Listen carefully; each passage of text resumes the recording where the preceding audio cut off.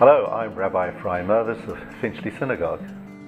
The question I've been asked is, what's the best thing to say to a mourner? Well, first of all, we need to realize that primarily it's our presence that counts.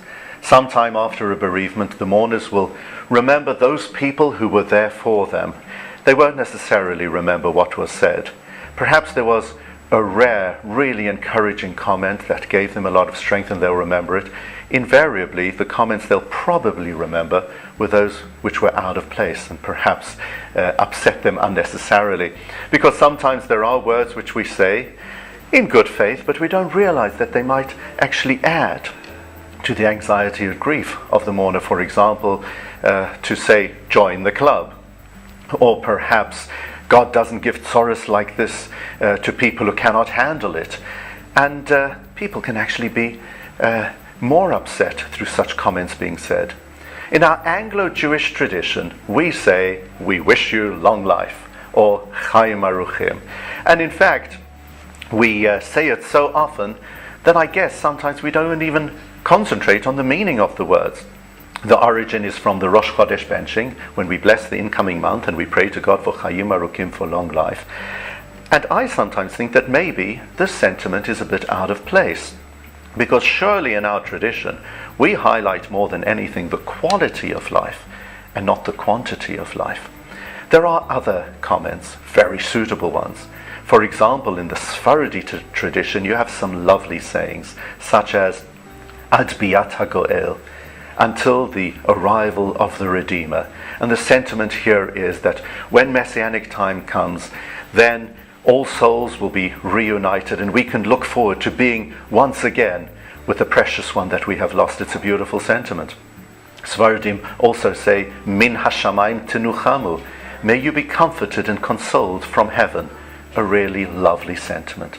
And then, of course, it is very appropriate for us to say, Hamakom yenachem etchem betoch sha'ar velei Tzion v'Yerushalayim. And maybe because it's a bit of a tongue twister, therefore it's not so easy for people to say. It means, may the Almighty comfort you amongst the other mourners of Zion and Jerusalem. And some add the words, V'lo tosifu ledava od, may you have no further grief and anguish. And here we're basically saying we fully empathize with you. We're with you in your sorrow. All of Zion have experienced enormous tragedies, and therefore we're alongside you at the time of your need. The most lovely of comments that I appreciate at a time such as this is Arichut Yamim, may you have length of days. This is actually quite different from Chaim Aruchim, long life. And the source of length of days comes from a comment that King Pharaoh said to Jacob when the patriarch arrived in Egypt, and he asked him, Kama yamei shnei chayecha, how many are the days of the years of your life? Jacob had told Pharaoh that he had had a life full of misery and sorrow, but Pharaoh saw in Jacob that here was a person who utilized with quality every single day of every year of his life. He squeezed value out of every precious moment of life. And this is a sentiment that we give to a mourner, that true consolation and comfort will ultimately come through the mourner becoming busy, utilizing every morning, afternoon and night in a constructive and positive way, fueled, fired, inspired and guided by the precious memories that one has of the dear person who has passed away.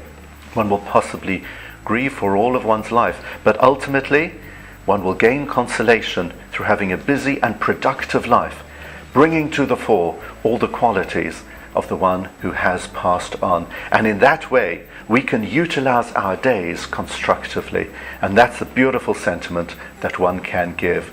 But ultimately, whatever it is that we're saying, let us not forget, it's being there that counts most.